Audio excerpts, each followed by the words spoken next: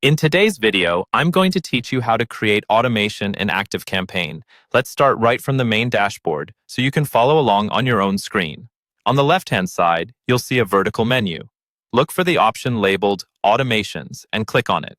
This is the area where all of your existing automations live, and it's also where you'll create new ones. Once you're on the Automations page, look for the button that says Create an Automation. Go ahead and click that. ActiveCampaign will now give you a few choices, including some pre-built templates. For this walkthrough, we're going to build something completely custom so you really understand how it works. Select Start from Scratch, then click Continue. You'll now be asked to add a start trigger. Think of the start trigger as the event that kicks off your automation.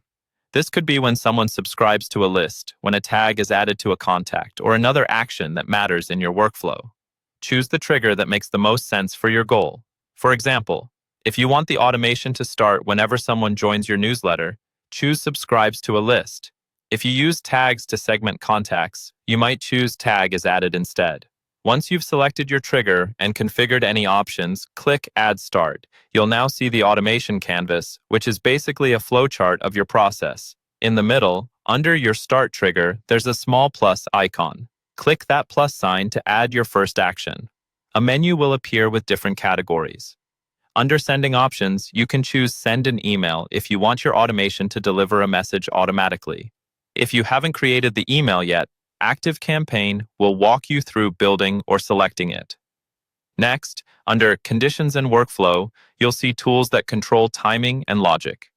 Choose Wait if you want to add a delay, such as waiting a few hours or days before the next step. This is helpful to avoid overwhelming your contacts. You can also choose If-Else to create branching logic. That means you can send people down different paths based on conditions, like whether they opened a previous email or have a certain tag. Under the Contacts section, you'll find actions like Subscribe or Add Tag.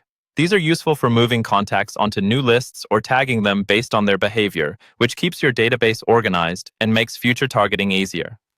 After you've added all the actions you need and your workflow looks the way you want, it's time to turn it on.